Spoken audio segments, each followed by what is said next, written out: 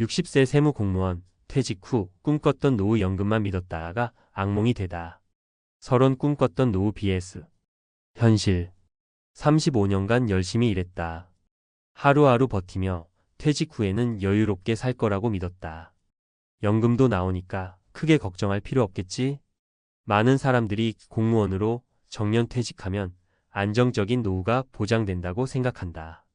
특히 세무공무원처럼 안정적인 직업을 가진 사람들은 은퇴 후에도 연금 덕분에 돈 걱정 없이 살 수 있을 거라 기대한다. 하지만 현실은 생각보다 냉정하다. 연금이 매달 나오긴 하지만 물가 상승과 생활비 증가를 감안하면 턱없이 부족할 때가 많다. 더구나 예상치 못한 지출, 자녀 지원, 건강 문제, 노후 주거 비용이 연금을 갉아먹기 시작하면 노후 파산이 현실이 된다.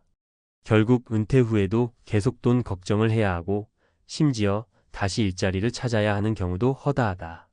오늘은 세무공무원으로 35년을 일하고 60세에 정년퇴직한 김성호 가명 씨의 사례를 중심으로 연금만 믿고 퇴직했다가 큰 어려움을 겪은 이야기들을 전해보려 한다. 1. 연금만으로는 부족했다. 생활비의 함정. 김성호 씨는 퇴직 전까지만 해도 노후 걱정이 없었다. 매달 연금이 나오면 충분히 생활할 수 있을 거라 생각했다. 하지만 막상 연금을 받아보니 상황이 달랐다. 현실적인 생활비. 공무원 연금으로 매달 약 280만 원 정도를 받았지만 기대했던 만큼 넉넉하지 않았다. 기본적인 생활비식비, 공과금, 교통비만 해도 150만 원 이상. 추가로 건강보험료, 자녀 지원비, 경조사비까지 고려하니 남는 돈이 거의 없었다. 가끔 해외여행을 가거나 취미생활을 하려면 빠듯했다. 생활비 예측 실패. 퇴직 전에는 회사에서 지원되는 비용을 간과했다. 의료비, 교통비, 식사비 등이 전보다 훨씬 많이 들었다. 기대했던 것보다 물가가 크게 올랐다. 김 씨는 결국 퇴직 후 1년 만에 이대로 가면 노후가 망가지겠다는 위기감을 느끼게 됐다. 2. 예상치 못한 지출, 자녀와 건강 문제. 연금만으로 생활이 빡빡한데 예상 못한 지출이 발생하면 순식간에 재정이 흔들린다. 첫 번째 사례, 결혼 자금 지원. 김 씨의 아들은 결혼을 앞두고 있었다. 아들은 결혼 자금이 부족해 부모에게 도움을 요청했다. 김 씨는 고민 끝에 모아둔 비상금을 사용했지만 예상보다 더 많은 돈이 필요했다. 결국 노후 자금을 일부 해지하면서까지 지원했다. 두 번째 사례, 건강 문제로 인한 의료비 폭탄. 퇴직 후 시간이 많아지면서 건강을 더 신경 쓸 줄 알았지만 오히려 관리가 소홀해졌다. 젊었을 때는 회사에서 건강검진을 지원해줬지만 퇴직 후에는 모든 의료비가 본인 부담이었다. 갑작스런 허리 디스크로 병원비가 400만 원 넘게 나왔다. 이후에도 고혈압, 관절 문제로 꾸준히 병원 신세를 지면서 의료비 지출이 급증했다. 세 번째 사례, 집 유지 비용 증가. 퇴직 후 집에서 보내는 시간이 많아지면서 집 관련 비용이 더 늘었다. 가전제품 교체, 수도 공사, 보일러 수리 등 예상 못한 비용이 계속 발생했다. 공무원으로 일할 때는 집을 신경 쓸 여유가 없었지만 은퇴 후 집을 관리하려다 보니 비용이 만만치 않았다. 결국 김 씨는 연금만으로는 부족하다는 걸 실감하게 되었고 은퇴 후에도 추가적인 수입이 필요하다는 걸 깨달았다. 3. 결국 다시 일을 찾아야 했다. 연금만 믿고 퇴직했지만 결국 김 씨는 다시 일을 찾을 수밖에 없었다. 은퇴 후 일자리 구하기의 어려움. 세무공무원 출신이라 경력은 있지만 60세가 넘으니 회사에서 잘 뽑아주지 않았다. 은퇴 후 재취업이 생각보다 쉽지 않았다. 결국 지인의 소개로 작은 세무사무소에서 보조 일을 하게 됐다. 일하면서 얻은 깨달음.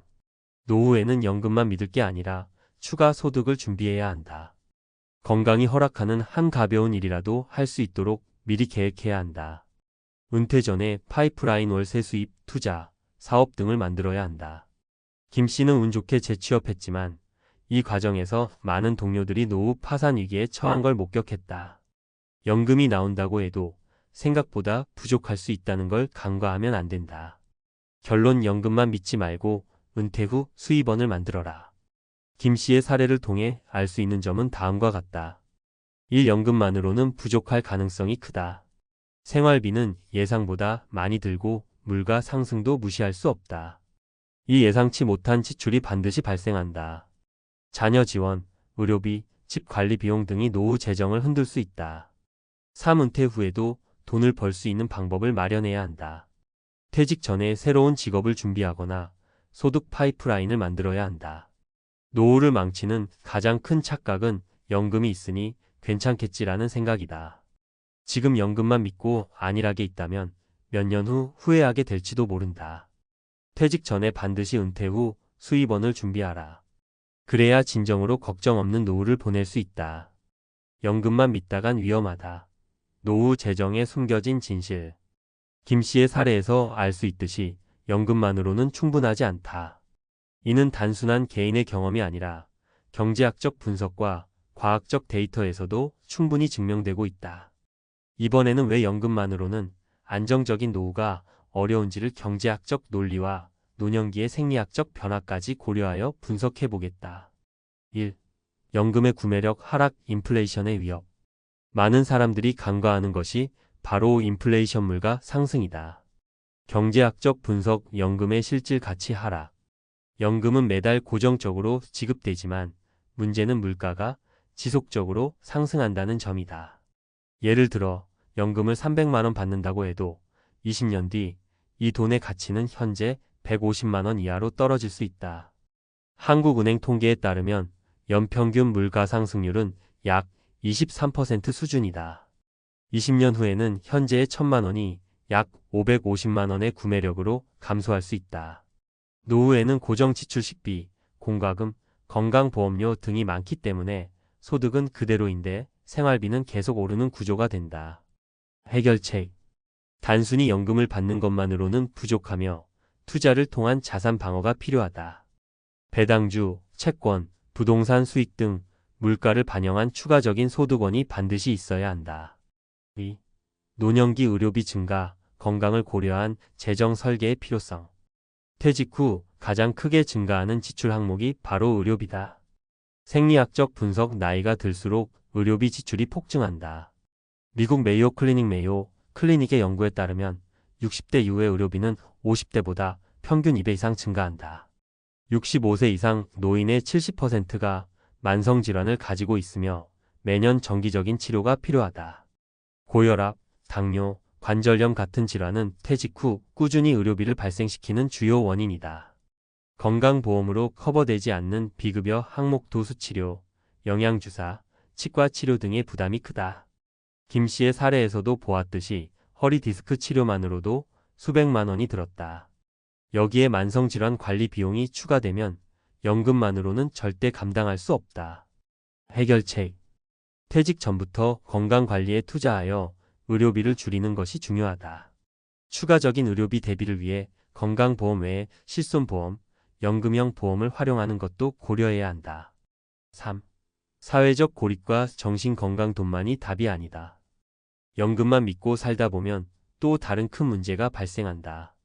바로 사회적 단절과 정신건강이 악화다. 뇌과학적 분석 노년기의 뇌활성 감소와 우울증 위험. 하버드 의대 연구에 따르면 퇴직 후 사회활동이 줄어들면 우울증과 치매 발병 위험이 2배 이상 증가한다.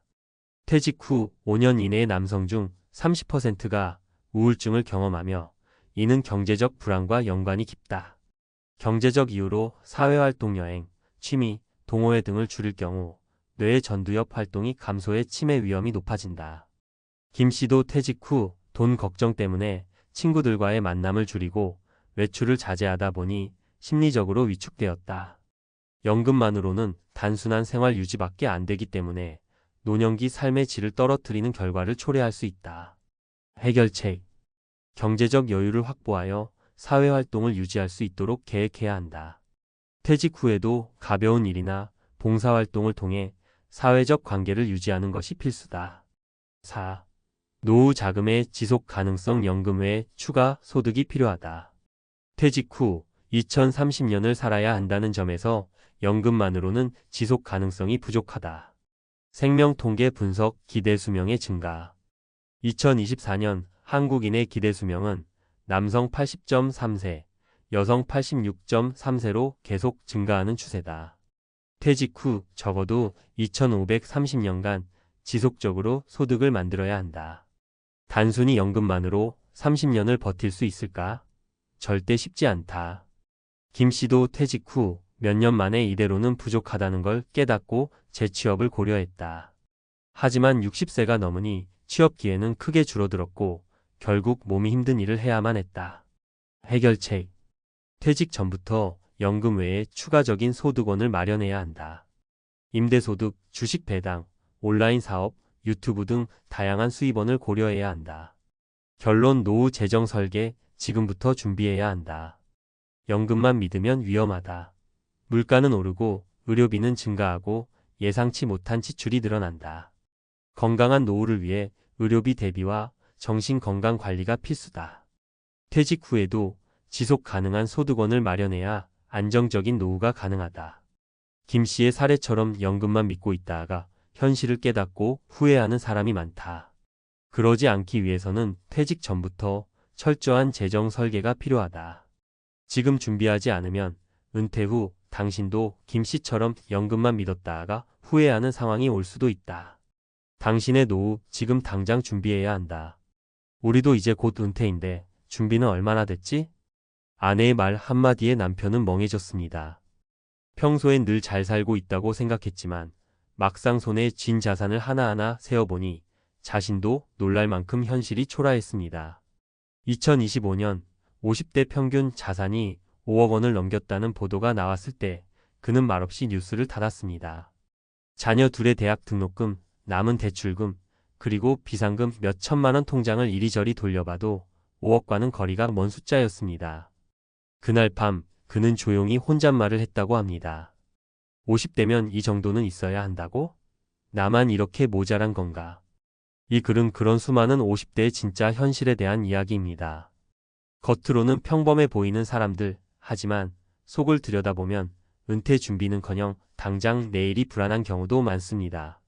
그리고 그 누구나 아는 듯하지만 아무도 정확히 모르는 50대 평균 자산의 진실과 그 뒤에 숨은 세 가지 이야기 함께 들여다보겠습니다. 1. 2025년 정말로 50대 평균 자산은 5억일까?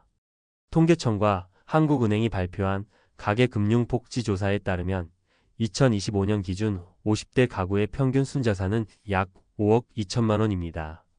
하지만 여기엔 함정이 있습니다. 바로 평균이 아니라 중위값을 봐야 현실을 알 수 있다는 것.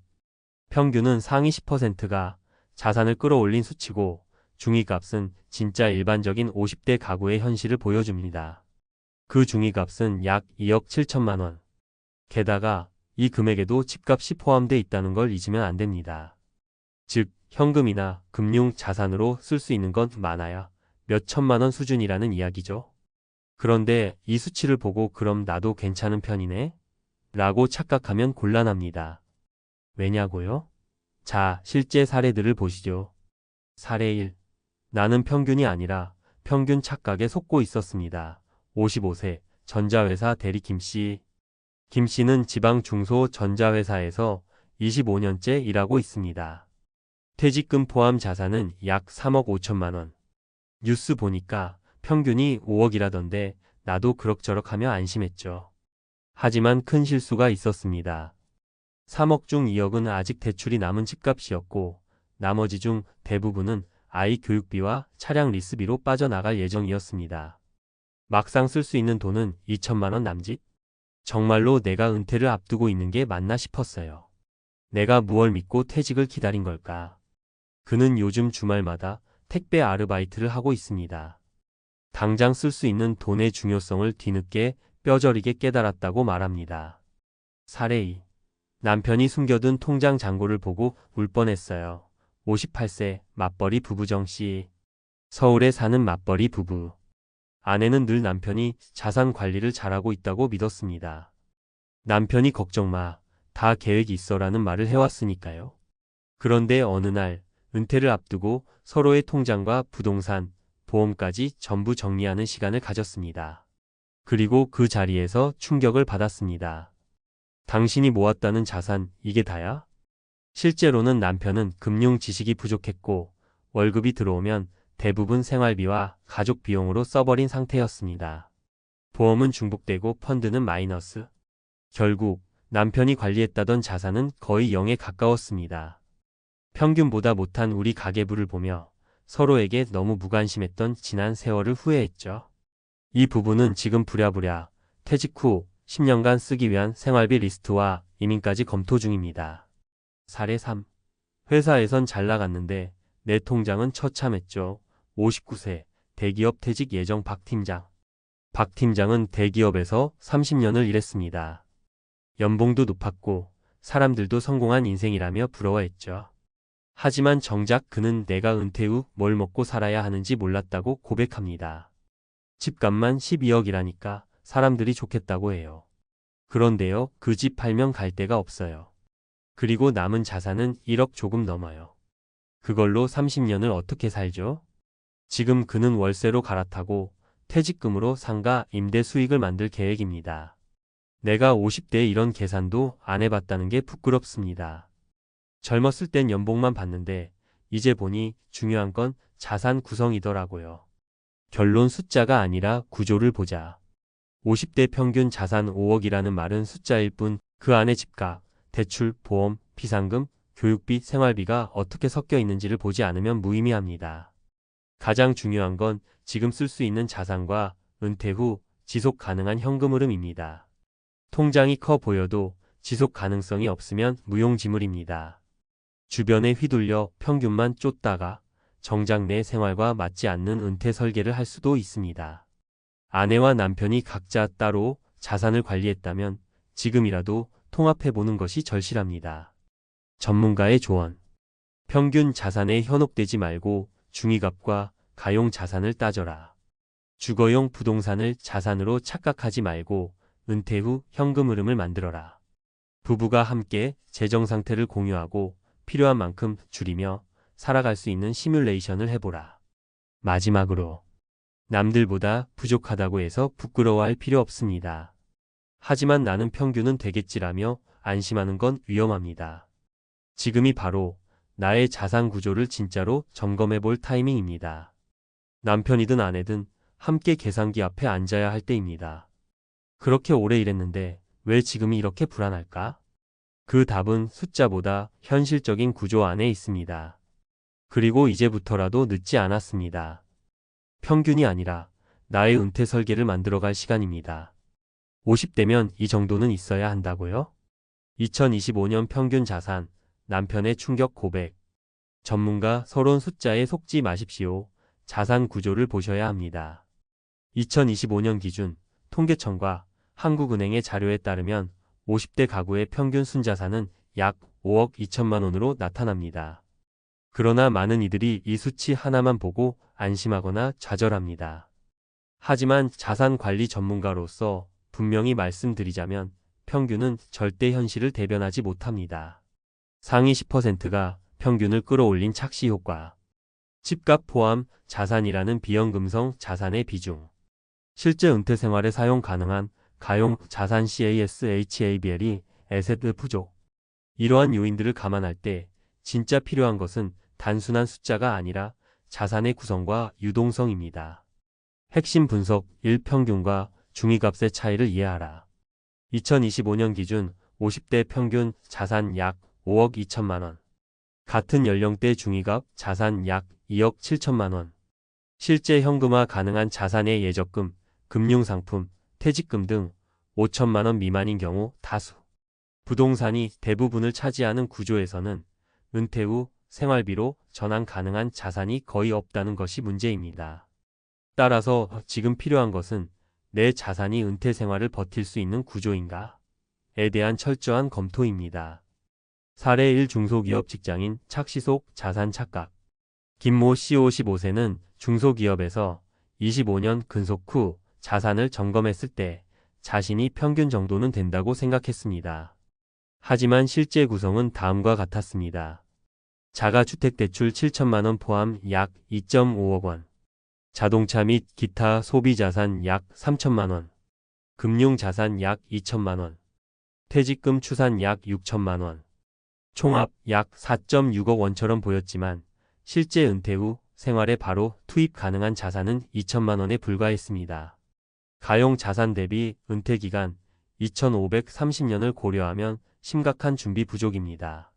사례 이 맞벌이 가정, 부부간 재정 불통의 위기. 정모 씨 부부 58세는 맞벌이였기에 자산에 여유가 있다고 생각했습니다. 하지만 부부가 처음으로 각자의 자산을 투명하게 공유했을 때 드러난 현실은 충격적이었습니다. 남편 실질적 금융자산 1천만 원 미만, 마이너스 수익 펀드 다수.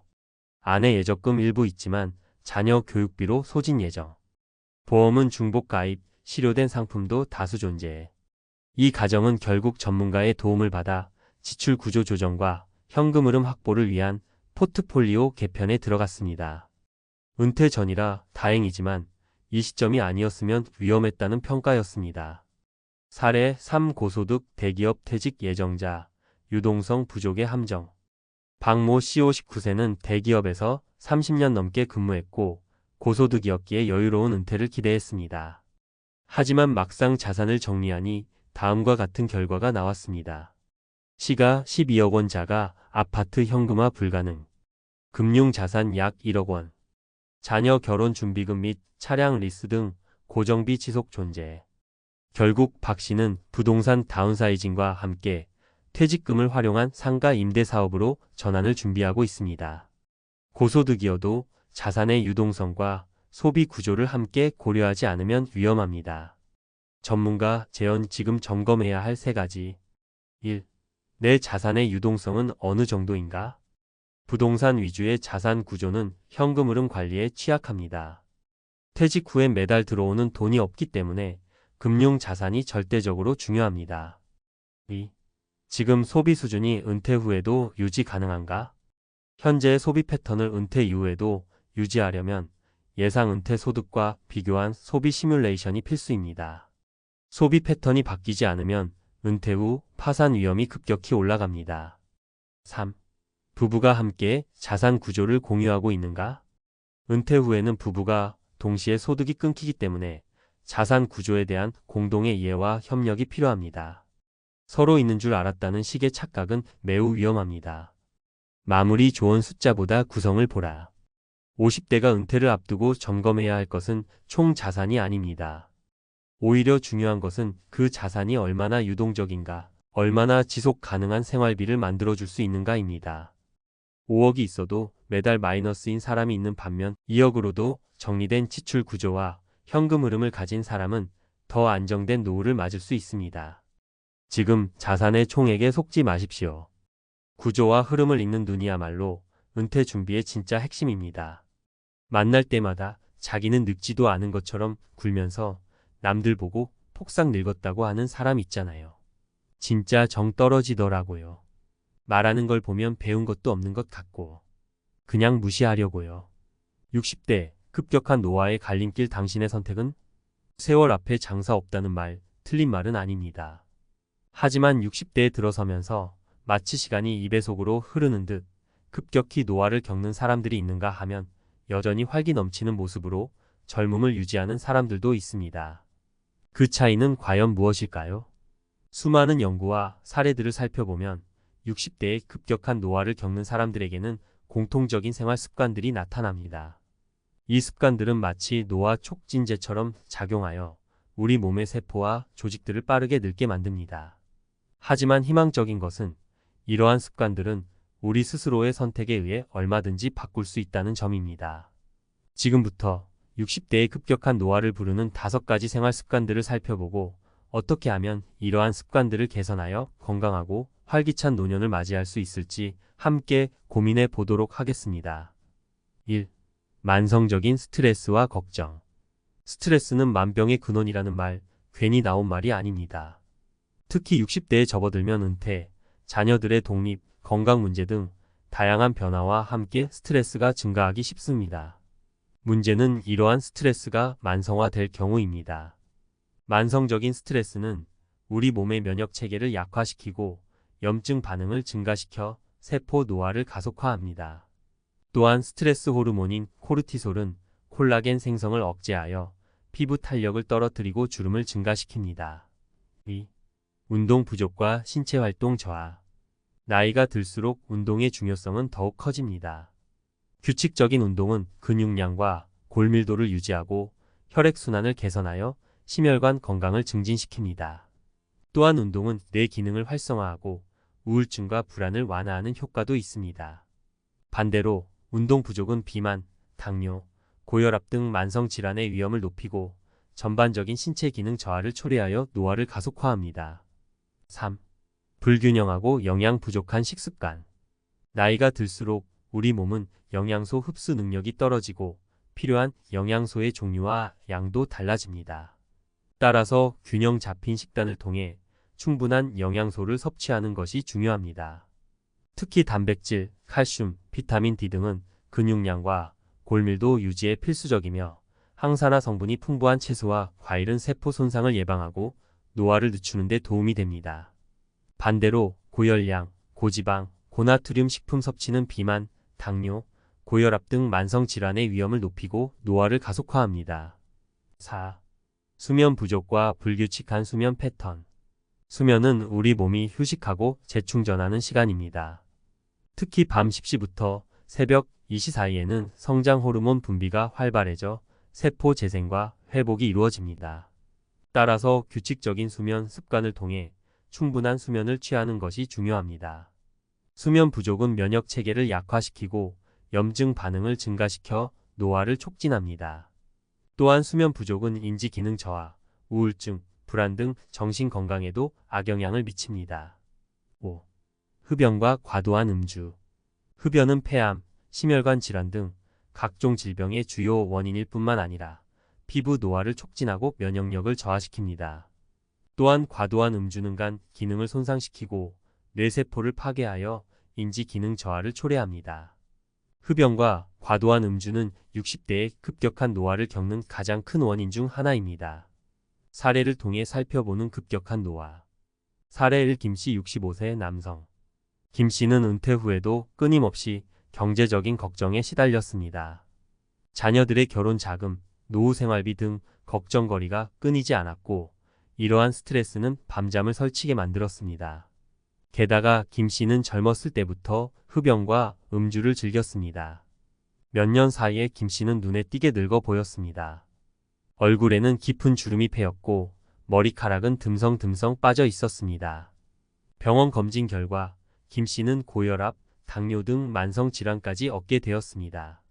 사례 2. 박씨 63세 여성. 박씨는 은퇴 후 집에서 TV 시청과 독서를 즐기며 시간을 보냈습니다. 외출도 거의 하지 않고 움직이는 것도 귀찮아 했습니다. 게다가 박씨는 밤늦게까지 드라마를 보거나 스마트폰을 사용하는 습관이 있었습니다. 몇 년 사이에 박씨는 체중이 급격히 늘었고 관절 통증도 심해졌습니다. 계단을 오르내리는 것도 힘들어졌고 쉽게 피로감을 느꼈습니다. 병원 검진 결과 박씨는 고혈압, 고지혈증, 골다공증 등 다양한 질환을 앓고 있었습니다. 사례 3. 이씨 67세 여성. 이 씨는 혼자 살면서 끼니를 대충 때우는 경우가 많았습니다. 인스턴트 식품이나 배달 음식으로 끼니를 해결하고 채소나 과일은 거의 먹지 않았습니다. 또한 이 씨는 갱년기 증상으로 인해 잠을 깊이 자지 못하고 자주 깨는 불면증에 시달렸습니다. 몇 년 사이에 이 씨는 피부가 칙칙해지고 머리카락도 가늘어졌습니다. 잇몸도 약해져 치아가 흔들리기 시작했습니다. 병원 검진 결과 이 씨는 영양결핍, 빈혈, 골다공증 등 다양한 건강 문제를 겪고 있었습니다. 습관 개선을 통한 건강하고 활기찬 노년. 위의 사례들을 통해 알 수 있듯이 60대의 급격한 노화를 겪는 사람들은 대부분 건강하지 못한 생활 습관을 가지고 있습니다. 하지만 늦었다고 생각할 때가 가장 빠른 법. 지금부터라도 생활 습관을 개선하고 건강 관리에 힘쓴다면 몸도 마음도 젊고 활기찬 노년을 보낼 수 있습니다. 나이 60에 벌써 이렇게 늙었어. 라고 한탄하기보다는 60부터 진짜 인생 시작이지. 라는 마음가짐으로 건강한 생활 습관을 실천해 보세요. 긍정적인 마인드와 꾸준한 노력은 당신의 노년을 더욱 아름답고 행복하게 만들어줄 것입니다. 내일부터 운동 시작해야지, 다음 주부터 식단 조절해야지 라고 미루지 말고 오늘부터 당장 시작하자. 라는 결심으로 작은 변화부터 만들어 가세요. 작은 습관들이 모여 큰 변화를 가져올 것입니다. 혼자서는 힘들어. 라고 좌절하지 말고 함께하면 더 즐겁지. 라는 생각으로 가족, 친구들과 함께 건강 관리를 시작해 보세요. 서로 격려하고 응원하며 건강한 노년을 함께 만들어 갈 수 있습니다. 이 나이에 무슨 이라는 생각은 버리고 지금이 가장 젊은 날이야. 라는 마음으로 새로운 도전을 시작해 보세요. 배우고 싶었던 악기, 가고 싶었던 여행, 하고 싶었던 취미 활동 등 꿈을 향해 나아가는 당신의 모습은 그 어느 때보다 아름다울 것입니다. 60대는 인생의 황금기입니다. 지금까지 쌓아온 경험과 지혜를 바탕으로 더욱 풍요롭고 의미 있는 삶을 살아갈 수 있는 시간입니다. 건강한 생활 습관을 통해 몸과 마음의 젊음을 유지하고 새로운 도전과 경험을 통해 삶의 활력을 되찾으세요. 당신의 60대는 그 어느 때보다 빛날 것입니다. 나이는 숫자에 불과하다는 말, 이제 당신이 증명할 차례입니다. 긍정적인 마인드와 건강한 생활 습관으로 60대 이후에도 활기차고 행복한 삶을 살아가는 당신의 모습을 기대합니다. 돈이 많으면 요트에서 낚시를 할 수 있다. 요트를 타고 낚시하는 경험을 한번 해보면 왜 많은 사람들이 돈을 많이 벌려고 하는지 명확히 이해할 수 있을 겁니다. 그냥 바다를 바라보며 조용히 낚싯대를 들이우는 그 순간이 어떤 의미인지 생각해 보세요. 단순한 여가 활동처럼 보이지만 그 속에 깊은 진리가 숨어 있어요. 오늘은 이 이야기를 중심으로 돈이 왜 중요한지 구체적인 사례 3가지를 들어가며 이야기해 보려고 해요. 1. 선택의 자유를 준다. 첫 번째로 돈이 있으면 선택의 자유가 생깁니다. 요트를 타고 바다로 나가서 낚시를 하려면 요트를 살 수 있어야 하고 이를 유지할 수 있는 재정적 여유도 필요하죠. 만약 여유가 없다면 일상 속에서 일하고 돈을 벌어야 하니 바다에서 보내는 자유로운 시간은 꿈도 못 꿀 겁니다. 제가 아는 한 친구는 50대 초반에 은퇴했는데 젊을 때부터 돈을 많이 벌기 위해 노력했어요. 자기 사업을 운영하며 여러 투자도 했죠. 그는 은퇴 후 요트를 구입해 주말마다 낚시를 즐기고 있어요. 바다 위에서 맞는 아침 햇살, 그리고 그곳에서의 고요함이 그에게는 인생 최고의 휴식이라고 하더군요. 돈이 주는 이 자유가 없다면 그건 불가능했을 겁니다. 2. 경험의 질을 높여준다. 두 번째 사례는 돈이 경험의 질을 크게 높여준다는 점입니다. 낚시를 좋아하는 사람이라면 어디서든 할 수 있다고 생각할 수 있겠죠. 하지만 요트에서의 낚시는 육지에서의 낚시와는 전혀 다른 경험입니다. 고요한 바다 위에서의 낚시는 그 자체로 특별한 의미를 가지고 있습니다. 그리고 이런 특별한 경험을 누릴 수 있는 건 바로 돈 덕분이죠. 한 번은 어느 사업가가 제게 했던 말이 생각납니다. 그는 어린 시절부터 낚시를 좋아했지만 시간이 지나 사업이 성공하면서 바다에서의 낚시를 경험하게 되었대요. 그때 깨달았다고 하더군요. 내가 진짜로 경험하고 싶었던 낚시는 이거였구나 하면서요. 요트에서 낚시하는 그 기분, 넓은 바다 위에서 혼자만의 시간을 가지며 평온함을 느낄 수 있는 그 경험은 오로지 돈이 있을 때 가능한 것이었죠. 낚시는 낚시일 뿐이라고 생각할 수도 있지만 더 깊이 들어가 보면 돈이 우리에게 제공하는 경험의 차이는 엄청납니다. 3. 사람들과의 관계를 넓혀준다. 세 번째로는 돈이 인간관계를 넓혀주고 새로운 기회를 만들어준다는 사실입니다. 요트를 가진 사람들은 종종 다른 요트 소유자들과 만나게 됩니다. 공통의 취미를 가진 사람들끼리 교류하다 보면 비즈니스 파트너를 만날 수도 있고 인생의 새로운 친구를 만날 수도 있죠. 한 CEO는 요트 커뮤니티를 통해 억만장자 친구를 사귀었다고 합니다. 낚시를 하면서 이런저런 이야기를 나누다가 사업 아이디어를 나눴고 그걸로 새로운 프로젝트를 시작하게 되었죠. 낚시는 그들에게 새로운 인연을 만들어 주었고 그 인연이 결국 더 큰 기회를 열어주었습니다. 돈이 없었다면 이런 관계를 형성할 수 있었을까요? 아마 어려웠을 겁니다. 결론. 낚시라는 단순한 활동을 통해서도 왜 사람들이 돈을 벌려고 하는지 알 수 있습니다. 요트에서 낚시를 하며 바다 위에서의 평온함을 만끽하는 그 순간, 선택의 자유와 경험의 질, 그리고 새로운 인간관계를 통해 삶의 풍요로움을 느끼게 됩니다. 돈은 단순히 물질적인 것이 아니라 우리에게 더 많은 기회를 주고 인생을 보다 풍요롭게 만들어주는 중요한 도구입니다. 그래서 이제 여러분도 요트에서 낚시를 한번 해보세요. 돈이 주는 가치를 몸소 느끼게 될 겁니다. 그런데 그 정도의 돈을 벌기 위해 얼마나 많은 대가 지불을 해야 할까요? 정말 중요한 질문이네요. 요트에서 낚시를 즐길 수 있는 만큼의 돈을 벌기 위해서는 그에 상응하는 큰 대가를 지불해야 할 수도 있습니다. 돈을 많이 번다는 건 단순히 일하고 돈을 버는 것 이상의 의미가 있죠. 그 과정에서 시간, 에너지, 인간관계 등 다양한 자원을 희생하게 되는 경우가 많아요. 세 가지 측면에서 그 대가에 대해 한번 이야기해 볼게요. 1. 시간이라는 대가. 가장 큰 대가 중 하나는 시간입니다. 돈을 많이 벌려면 일을 많이 해야 하고, 이는 곧 시간을 대가로 지불해야 한다는 뜻이죠. 친구들이나 가족과 보내야 할 시간도, 자신을 위한 시간도 희생될 수 있어요. 저는 한 CEO의 이야기가 떠오릅니다. 그는 20대부터 40대까지 밤낮 없이 일했어요. 모든 시간을 자신의 사업에 투자했기 때문에 주말은 물론 휴가도 제대로 못 갔습니다. 결국 50대가 되어 성공했지만 그때서야 그는 내 인생의 중요한 순간들을 놓쳤다는 후회를 하게 되었습니다. 그가 잃어버린 것은 단지 시간이 아니라 그 시간 동안 함께 할 수 있었던 사람들과의 추억이었죠. 2. 스트레스와 건강. 스트레스와 건강도 엄청난 대가로 작용할 수 있습니다. 돈을 많이 벌기 위한 경쟁 속에서 우리는 종종 자기 건강을 무시하게 되죠. 과로와 스트레스로 인한 불면증, 체력 저하, 심지어는 심각한 질병까지 발생할 수 있습니다. 예를 들어 어느 성공한 사업가는 젊은 시절부터 끊임없는 스트레스 속에서 일했어요. 밤늦게까지 일하고 새로운 프로젝트를 추진하며 스트레스를 많이 받았죠. 결과적으로 그는 50대 초반에 심각한 건강 문제를 겪었고, 그때서야 일을 줄이고 자신의 건강을 돌보기 시작했어요.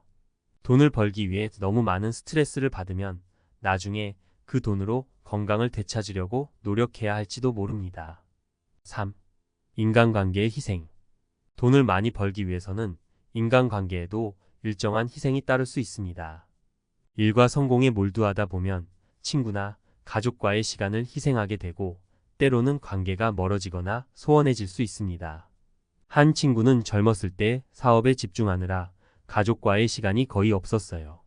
그는 돈을 많이 벌었지만 어느새 가족들과 소통이 잘 되지 않았다는 걸 느꼈죠. 특히 자녀들이 자라면서 아버지와의 관계가 깊지 않다는 걸 깨닫게 되었어요. 돈을 버는 동안 가족과의 유대가 약해진 셈이죠. 결론.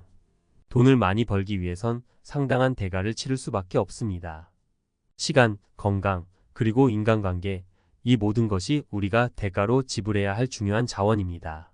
물론 이를 잘 조절하고 균형을 맞추는 사람도 있지만 대부분의 경우 그 대가는 예상보다 더 클 수 있습니다.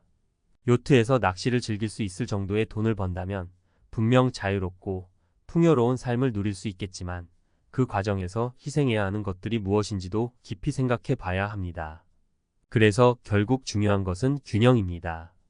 돈을 버는 것과 동시에 자신을 위한 시간, 건강, 그리고 인간관계의 중요성을 잊지 않는 것이죠. 적게 벌고 적게 쓰는 삶은 최근 많은 사람들이 관심을 가지는 삶의 방식이에요. 특히 지나친 소비 문화와 스트레스로부터 벗어나기 위해 돈보다 시간과 정신적 여유를 중요하게 생각하는 사람들에게는 매력적인 선택이 될 수 있죠. 이런 삶은 돈을 위해 많은 것을 희생하지 않고 적은 소득 안에서도 만족을 찾으려는 철학을 담고 있습니다. 이 방식의 이점과 도전에 대해 이야기해 볼게요.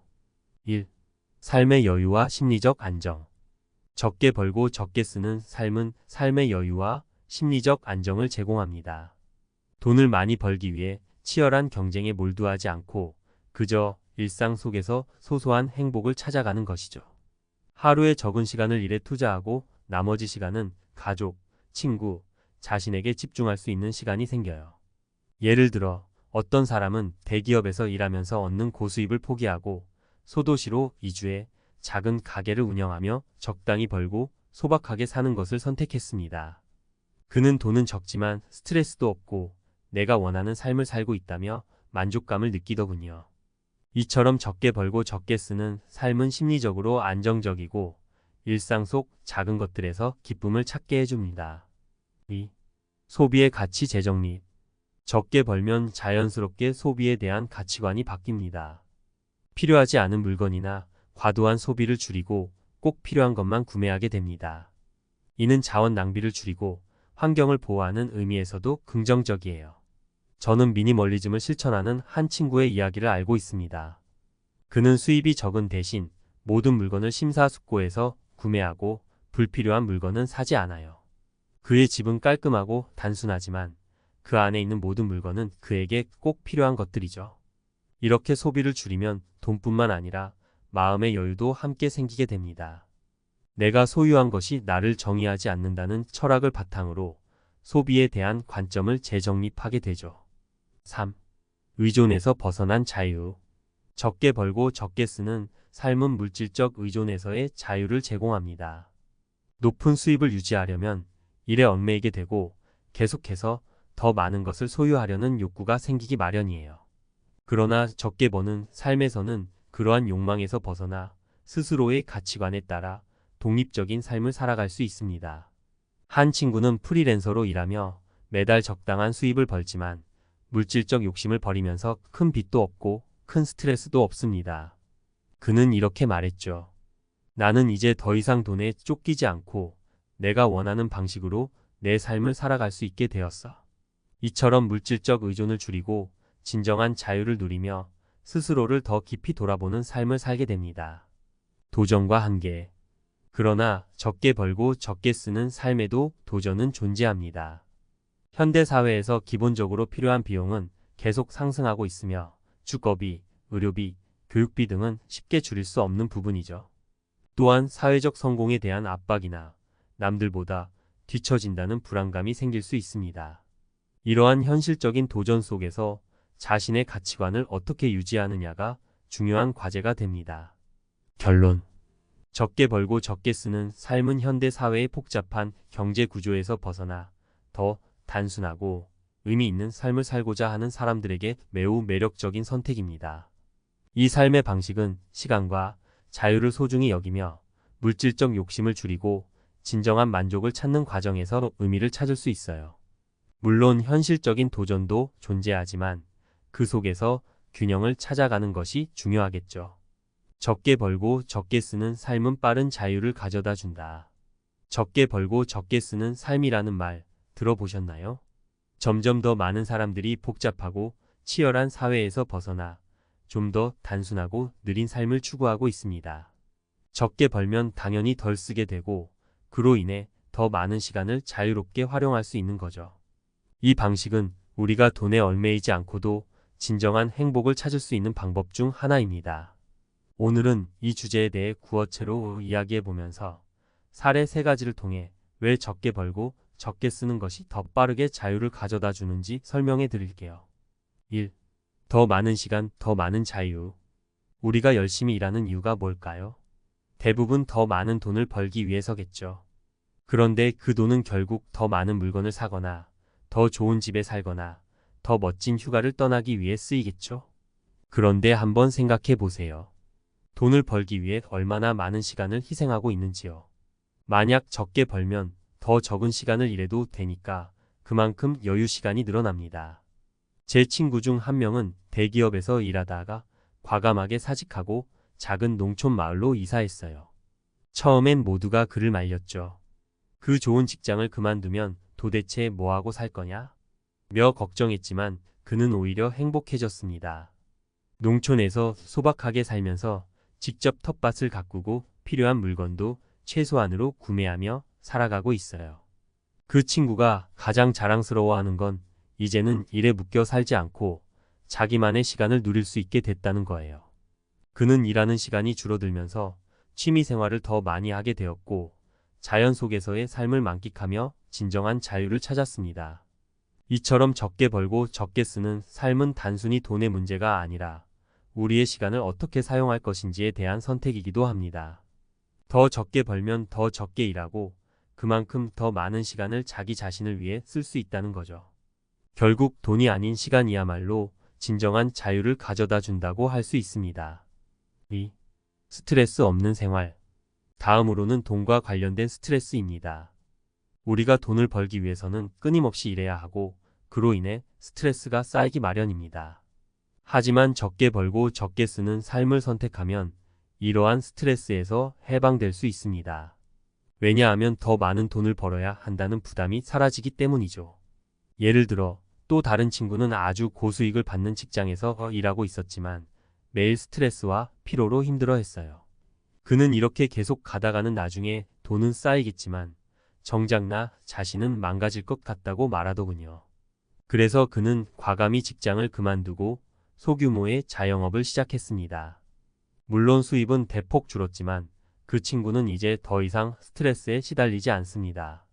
자신의 일정을 자신이 조절할 수 있게 되었고 그로 인해 마음의 평화를 찾았습니다. 그 친구는 이렇게 말하더군요. 이제 돈에 대한 걱정은 거의 안 해. 필요한 만큼만 벌고 그에 맞춰 살면 오히려 마음이 더 편해져.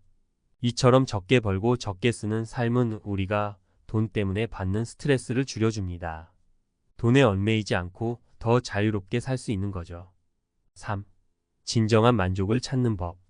마지막으로 적게 벌고 적게 쓰는 삶은 우리가 진정한 만족을 찾는 법을 가르쳐 줍니다. 많은 돈을 벌어 더 많은 물건을 사면 행복할 것 같지만 현실은 그렇지 않죠. 우리에게 진정한 행복을 주는 건 물건이 아니라 그 물건을 사용하는 시간과 그 시간 속에서 누리는 여유입니다. 미니멀리즘을 실천하는 한 부부의 이야기를 해볼게요.